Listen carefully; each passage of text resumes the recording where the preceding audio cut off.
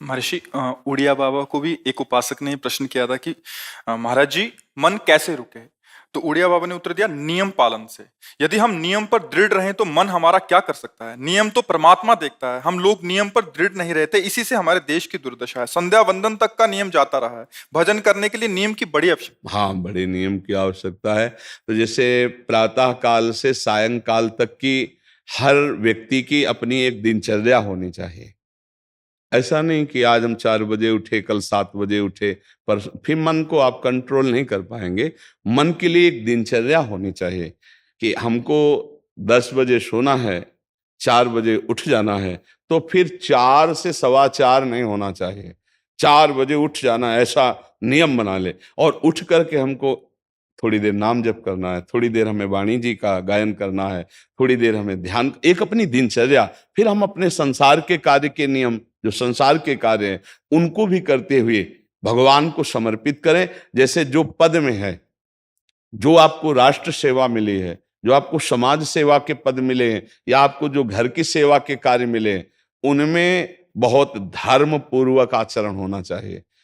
अगर आप अधर्म आचरण करते हैं, अपने पद का दुरुपयोग करते हैं, तो आप सुबह जग करके थोड़ा माला चला लीजिए, फिर भी आपका कल्याण नहीं होगा, क्योंकि आप अपने पद का, अपने सेवा का दुरुपयोग कर रहे हैं। जैसे हम जानते हैं कि अधर्म आचरण है, ये अधर्मी है, हमें पता है दोषी है, और वो हमको कुछ धन दे देता है, और हम उसको मुक्त करवाने की बात सोचते हैं, और जो निर्दोष है उसको फंसा देते हैं। अब तुम चाहे जितना माला चलाने की कोशिश करो या दान पुण्य करो, वो तुम्हारा अधर्म आचरण, वो अधर्म का धन तुम्हें सतमार्ग में नहीं जाने देगा। नियम लेना चाहिए कि जिस पद में है, जिस धर्म में है, जिस कर्तव्य में है, चाहे कुछ भी हो जाए, हम अपने कर्तव्य से विमुख नहीं होंगे। जितना जप महान है, उतने कर्तव्य महान है। दोनों बातें समझना है। जब माला फेरा और इसके बाद बेईमानी, अधर्माचरण, इनका कोई नियम नहीं है कि हमें कैसे चलना है, तो वो माला काम नहीं कर पाएगा, क्योंकि उसका तभी सत्य भाव माना जाएगा माला जपला जब धर्माचरण है। धर्माचरण नियम से। बोले वो बड़े कट्टर नियम वाले हैं, उनको घूस नहीं, आप उनको भयभीत करके नहीं काम करवा सकते, प्रलोभन में काम नहीं करा सकते। ये हमारी गृहस्थी है ना, तो गृहस्थी के पालन के लिए धन चाहिए, और धन के लिए हम धर्म को आगे रखें, धन को नहीं। धर्म को, हमारा कर्तव्य क्या, प्रायः जैसे पूज्य बाबा ने कहा, आज हमारे देश में बहुत दुर्दशा हो रही है। दुर्दशा हो रही, क्यों? क्योंकि सब अपनी जगह से गलत हो रहे हैं। अगर अपनी जगह हम ठीक रहे तो हमारी दुर्दशा नहीं होगी, हमारा भजन कम होगा, लेकिन हम धर्म से चल रहे हैं तो हम विजयी होंगे। हम भगवान को प्रसन्न कर सकते हैं, क्योंकि हमें जो कार्य मिला है वो भगवान का ही कार्य, सृष्टि भगवान का कार्य। जैसे नए बच्चे कुछ वकालत पढ़ रहे थे, तो यहाँ के प्रश्न किया था कि हम जानते हैं कि वो दोषी नहीं है, हम जानते हैं कि वो दोषी है, पर दोषी हमें पैसा दे रहा है, तो हम वकालत पढ़ी इसीलिए, हम उसको जिताएंगे, तो क्या कोई पाप है? तो उनका खुला पाप है। बोले नहीं, हमारी कोई ऐसा कंपनी दो, ऐसा कुछ बोले कि हमारी कंपनी को ये सिखाया जाता है, तो हमको तो ये करना ही होगा, अगर नहीं करेंगे तो हमारी वकालत का मतलब क्या रहा? तो नहीं, वकालत का मतलब अधर्मी को मुक्त करवाना नहीं है। वकालत का मतलब अधर्मी के सबूत एकत्रित करके उसको दंड दिलवाना है, और धर्मात्मा को मुक्त करवाना है। अब इसके लिए आपके पास अर्थव्यवस्था अगर कमजोर भी है, तो धर्म व्यवस्था आपकी पूरी है। धर्म व्यवस्था ठीक है तो परिवार स्वस्थ रहेगा, सुखी रहेगा, भगवान आप पर प्रसन्न रहेंगे। अच्छा, फिर हमने तर्क रखा कि जैसे आपकी बहन के साथ कोई गलत व्यवहार करे, आपको पता है, और वो आपको 10 लाख रुपया घूस दे, तो क्या आप उसका पक्ष लेंगे? नहीं। तो फिर दूसरी बहन के साथ किया है। अब यहां विचार करना है ना, अपने भाई का अगर कत्ल किए हो, मुझे पता हो कि ये दोषी है, तो क्या हम पैसे से उसको मुक्त करने देंगे? लगेगा कि जान की बाजी लगा देंगे, और तुम्हें हम, ऐसे ही एक गरीब आदमी की किसी ने हत्या की है, तो आपका पक्ष बनता है। पर यह ज्ञान कहां मिलेगा? बिना अध्यात्म के ये ज्ञान तो मिलेगा नहीं। ज्ञान तो इस बात का मिला कि कैसे पैसा कमाया जाए। अच्छा, वो पैसा यदि अधर्म से आया है तो आपकी दुर्दशा कर देगा, आपकी बुद्धि भ्रष्ट कर देगा। तो जो बाबा कह रहे हैं कि आज हमारे समाज की बड़ी दुर्दशा हो रही, उसका कारण यही है कि हमें अध्यात्म का ज्ञान नहीं, हमें धर्म का ज्ञान नहीं, और बड़ी बड़ी गलतियां हो जाती है। बिल्कुल पता है आदमी निर्दोष है और हम धन के प्रभाव से उसको दंड दे देते हैं। वो दंडा भगवान जब आपको पलट कर देंगे तो आप सह नहीं पाओगे, उसका परिणाम बहुत बुरा होता है। तो इसलिए समाज को चाहिए अपने अपने कर्तव्य का पालन करते हुए एक नियमावली बना ले। जैसे कुछ दुकानों का नियम होता है कि वहां फिक्स रेट होता है, नहीं होता? वहां ये नहीं चलेगा कि कसम से कहते हैं कि तुम्हें हम अपना जान करके कि 100 रुपया मीटर ये मिला है, हम बिल्कुल मुनाफा नहीं ले रहे। नहीं, झूठ क्यों बोल रहे हो? दुकान खोले हो मुनाफा के लिए, झूठ क्यों बोल रहे हो? नहीं लेंगे मुनाफा, हम जितने का लाए हैं उससे मुनाफा लेंगे, पर 120 रुपया मीटर देंगे, कपड़ा बढ़िया है, नाप फिट है, इससे नीचे नहीं उतरेंगे, हमें सफाई देने की जरूरत नहीं है कि हम कसम खाते हैं या ऐसा। हम जानते हो ये बिजली है, दुकान है, नौकर लगे हैं, तो इसका मुनाफा लेने के लिए दुकान खोलें, कोई दान करने के लिए तो नहीं। तो सबको पता है मुनाफा लेगा, लेकिन एक फिक्स दाम, उसे 10-20 रुपया का मुनाफा लेकर के हम उसको बेच रहे हैं। लेकिन झूठ क्यों बोले? बोले झूठ के बिना धंधा नहीं चलता। नहीं, ऐसा नहीं है। अब असत्य बोलोगे तो उससे जो आपको मुनाफा मिलेगा वो आपकी बुद्धि भ्रष्ट करेगा, और सत्य है कि मुनाफा के लिए है वही चीज, और आप एक फिक्स रेट में दे रहे, बढ़िया है।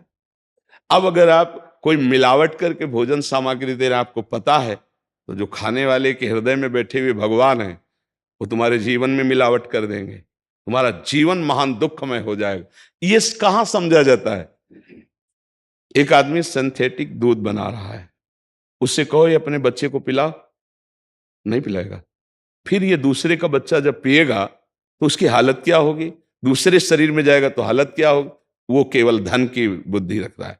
एक आदमी घी में केमिकल मिला रहा है, एक ऐसे अभक्ष पदार्थ मिला है, वो स्वयं नहीं खाएगा, लेकिन वो होटलों में भेजा जाएगा, हजारों लाखों लोग खाएंगे, बीमारी बढ़ेगी, उसको रुपया से मतलब है। ये चीज, ये दुर्दशा हर जगह धर्म का ज्ञान न होने के कारण फैल रही, नहीं फैल रही। एक मरीज बीमार है, असली दवाओं में पैसे ज्यादा है, नकली दवा लेकर के असली के दाम में बेच देना, उसको बिल्कुल फायदा ना होना, लेकिन परमात्मा देख रहा है। तुम जानते हो नकली दवा है, वो तो नहीं जानता बेचारा, ज्यादा पढ़े लिखे नहीं, किसान आदमी गांव का आया है, तुमने दे दिया और उसने पैसा दिया असली के। अब वो पैसा तुम्हारी बुद्धि भ्रष्ट करेगा, तुम्हारे परिवार में कलह पैदा करेगा और तुम्हारा पतन कर देगा। ऐसे हर डिपार्टमेंट में, हर विषय में यदि हम अपने धर्म से चले, अपने सत्य से चले और थोड़ा भी भजन होगा, वो आपको उत्तम गति प्रदान करेगा। पर ऐसा कहां समझ में आ रहा? अध्यात्म के बिना भला ऐसा समझ में आएगा? तो इसीलिए कह रहे हैं हमारे देश की दुर्दशा हो रही। पूर्वजों में पहले यह था कि हमारा धर्म नहीं जाना चाहिए चाहे प्राण चले जाएं, हमारा चरित्र नहीं जाना चाहिए चाहे सर्वस्व नष्ट हो जाए। आज इसकी कोई परवाह नहीं, तो उसी से बुद्धि भ्रष्ट हो जाती है, जीवन एक पशुवत आचरण वाला हो जाता है, और वो अपने को बड़ा सुखी समझने लगते हैं कि हमारे पास बड़ा वैभव है। लेकिन प्यारे, उस दिन को याद करो जिस दिन तुम्हारा आखिरी समय होगा, ना तुम्हारा फार्म हाउस जाएगा, ना महल तुम्हारा जाएगा, ना बैंक बैलेंस जाएगा, ना कोई व्यक्ति, और ना ये शरीर। अब तुम्हारे कर्म तुमको भोगवाएंगे। उस समय की कौन याद करता है? अगर उस समय की याद हो तो भय लग जाए कि नहीं नहीं, पाप नहीं करूंगा, क्योंकि जाना है यहां से। अच्छा, कब जाना कुछ पता नहीं, किसी भी समय ट्रांसफर हो सकता है इस शरीर से।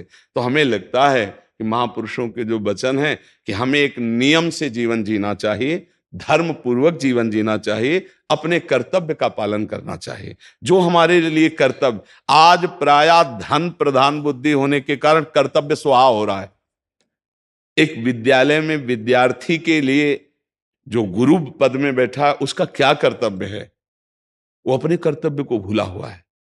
भला छोटे छोटे विद्यार्थियों को, जिनकी नींव पूरे राष्ट्र सेवा में, समाज सेवा में ये बन सकते हैं, अगर उनको हम सही शिक्षा नहीं दी तो उनका पूरा जीवन बर्बाद हो जाएगा।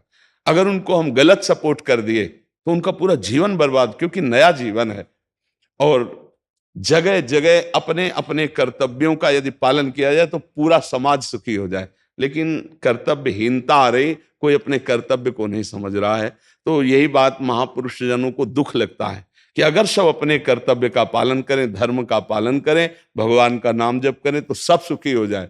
सुख सब चाहते हैं और आचरण दुख वाले करते, इसीलिए सुख नहीं मिल रहा है, परिणाम में हमें दुख मिल रहा है। सच्ची मानना, वो रुपया पूरे परिवार में अशांति पैदा कर देगा। और धर्म पूर्वक 100 रुपया लाओगे और 4-5 परिवार के बैठ के नमक रोटी खाओगे, आनंद से सोओगे, बड़ा प्यार रहेगा, भगवान की कृपा रहेगी। पर ये बात समझ में नहीं आती है। तो ये वृत्ति अगर छोड़ी ना जाएगी तो कुछ भी कर लो, कहीं भी दान पुण्य कर लो, लाभ नहीं मिलेगा। अगर दान देने की बात कही गई है तो धर्म पूर्वक कमाए हुए धन से। अगर आप मेहनत से कमाए हो ना, 10 रुपया दे दोगे ना, तो 10 रुपये का वो आटा लाके अगर 2 रोटी खाएगा तो खूब वजन होगा। वो आप 1 लाख रुपया बेईमानी का रख दोगे ना, तो बैठे बैठे वो गंदा ही सोचेगा, भजन नहीं होगा। उसका गंदा सोचना और आपका गंदा करना, दोनों मिल करके, उसके कारण भी तो आप बने ना, तो आपका ही पतन हो जाएगा। उसको तो भगवान बचा लेंगे क्योंकि भगवान की शरण में है। तो मुझे लगता है अधर्म के धन से कभी किसी को लाभ नहीं मिलता। तो अपने कर्तव्य का पालन करते हुए यदि नाम जप किया जाए तो बहुत जल्दी हमको लाभ प्राप्त हो जाए। बहुत सुंदर, मतलब ये चर्चा होती है, अगर आप लोग इसको धारण कर लें तो निहाल हो जाएंगे। सच्ची कह रहे, ये जो बातें हैं ये बहुत सुंदर जीवन को पुष्ट करने वाली हैं, पर आप धारण कर लें तो बात है। नहीं नहीं तो जैसे लाभ दिखाई दे रहा 50,000, तो ये बातें भूल जाओगे, ये बातें अच्छी नहीं लगेंगी। हे यार, बहुत बढ़िया काम घर में आएगा, पर हमारी ये बात ध्यान रखना, वो 50,000 घर में अशांति पैदा कर देगा। सच्ची मानना, आप धर्म से चलना, धर्म से चलोगे तो भगवान तुम्हारी रक्षा में रहेंगे। अधर्माचरण, देखो कैसी कैसी घटनाएं होती हैं। बढ़िया कार है, फिल्मी गाना लगाए चल रहे हैं, और वो एक्सीडेंट हुआ, आग लग गई, बाहर निकल ही नहीं पाए, वो अंदर ही जल गए। क्या हुआ? ये करोड़ों रुपए की कार भूंज दिया तुमको अंदर ही बैठाल के, धू धू करके आग लग गई, अंदर जल। ऐसे जलना चाहते हो या भगवान के आनंद में चिंतन करके शरीर छोटे हो फिर दाह संस्कार हो, ऐसे कि सब लोग भगवान के नाम का कीर्तन करते ही जा रहे, फिर आपका अंतिम संस्कार वहां जीवित जल गए? क्या हो सकता है? एक एक पल तुम्हारे कर्म का हिसाब होगा, एक एक सेकंड का। ऐसे कर्म करो कि हमारा अच्छा हिसाब हो, बुरा हिसाब। ये मत समझो कोई देख नहीं रहा, वो देख रहा है जिसको हिसाब करना है, वो देख रहा है। उसके लिए कोई वकील या किसी सबूत की जरूरत नहीं होती, वो सर्वांतर्यामी आपके अंदर बैठे ही देख रहा है। तो सदैव जैसे सत्संग सुन रहे हैं, तो अगर हाथ जोड़ के प्रार्थना है, थोड़ी भी बात मान लोगे तो आप सच्चे सुख के मार्ग में चलने लगोगे। नहीं तो भाई बहुत गंदी हवा चल रही है, माया की बहुत गंदगी ऐसी फैल रही, कलिकाल है ना, कि ये बातें किसी को पसंद नहीं आती। वो बात बताओ कि हम कितना रुपया कमा ले, कैसे कितने भोग भोग ले, और वो अध्यात्म में नहीं है। आपको सच धोखे में मत रहना, अध्यात्म में है। जितना आप धर्म से चलोगे उतना सुखी होगे, और लोक में है जितना धन मिल जाएगा उतना सुखी माना जाएगा। लेकिन वो सुख नहीं है, वो चंद मिनट के लिए हाइलोजन की तरह जलेगा, फ्यूज हो जाएगा। और धर्मात्मा दीपक की तरह जलेगा, पर बहुत काल तक चलता रहेगा। इन बातों का चिंतन कीजिए, खूब नाम जप कीजिए और भगवान के भरोसे रहिए, गंदे आचरण मत कीजिए।